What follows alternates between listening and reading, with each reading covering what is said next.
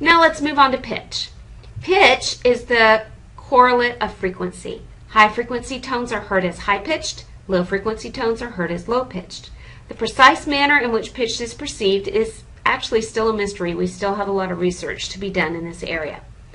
For a tone to be called tonal, in other words, instead of a click or a pop, it must be about 10 to 60 milliseconds in duration, that depends on the frequency, in order for someone to say it has a tonal characteristic to it. The frequency difference between two tones must be at least equal to the difference Lyman before you can hear a difference in pitch, right? We talked about frequency difference Lymans a little while ago. So we have to at least exceed whatever that difference Lyman is for someone to perceive a difference in pitch. Now remember, frequency and pitch are not related in a simple one-to-one manner, just like loudness and intensity were not related in a one-to-one manner. So how do we measure this? We use a ratio scaling method of quantifying pitch. So we present a standard tone, and a subject adjusts the frequency of a comparison tone until the pitch is perceived to be a fraction or a multiple of the pitch of the standard. So an example, we present a tone and then present a second tone and give the subject control of a second tone's frequency, the comparison tone. And we ask them to adjust the comparison tone until it is half the pitch of the first one, 1/4 the pitch, twice the pitch, whatever. And we end up with a pitch scale. Now this pitch scale is expressed as a function of frequency, and it's called a mel. A mel is the unit for pitch. And the reference then, remember we talked about fons? Well, same kind of idea, but this is for pitch, and it's called a mel. And the reference is a 1000 hertz tone, surprise, presented at 40 fons.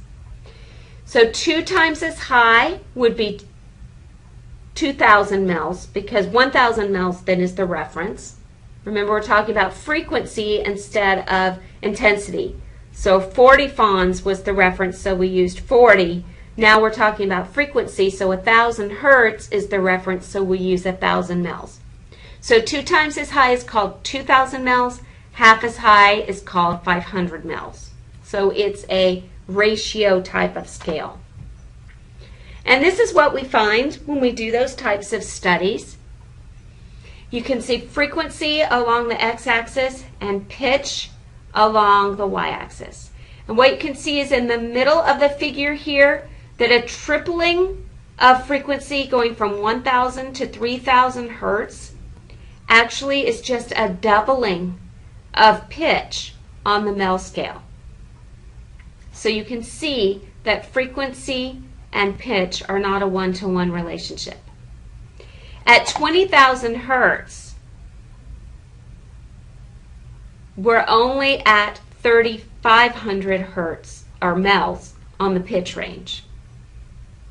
So what happens is we have a very large frequency range condensed down into a smaller pitch range. Now another thing I need to have you know about are barks. And barks are critical bandwidths that correspond to pitch ranges of about 100 mels.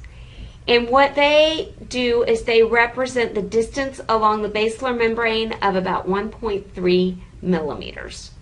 So 100 mels equals 1 bark, and that equals about 1.3 millimeters actually physically along the basilar membrane of the inner ear.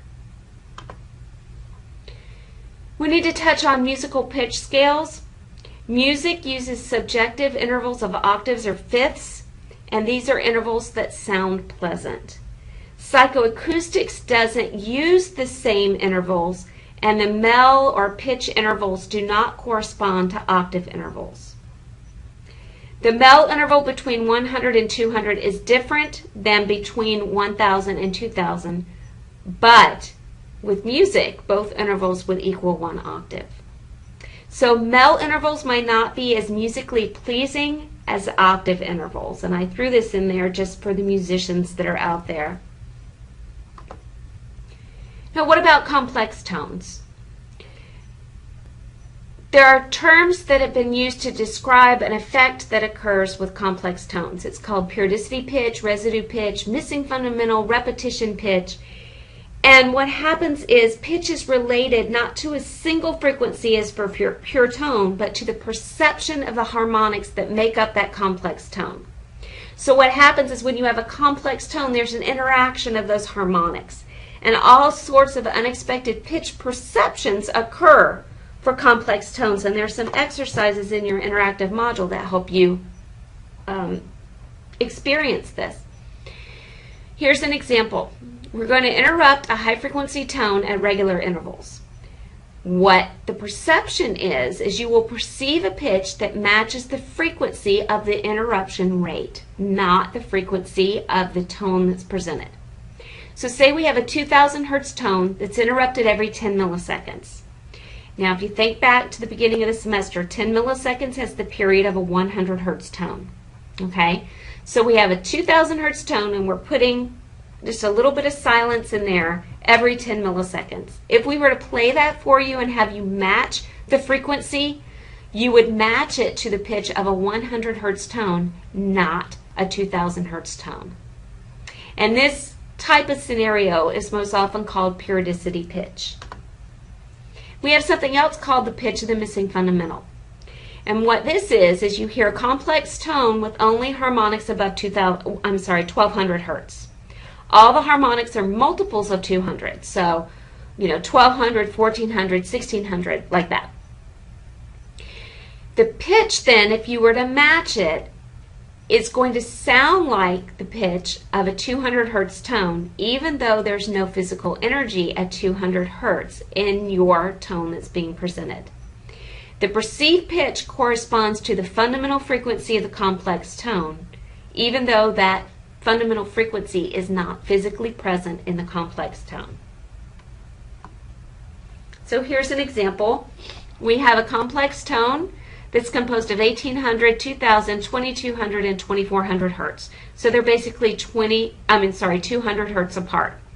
If we were to present this tone to a patient and have them match the frequency, they would match it to a tone that was 200 hertz.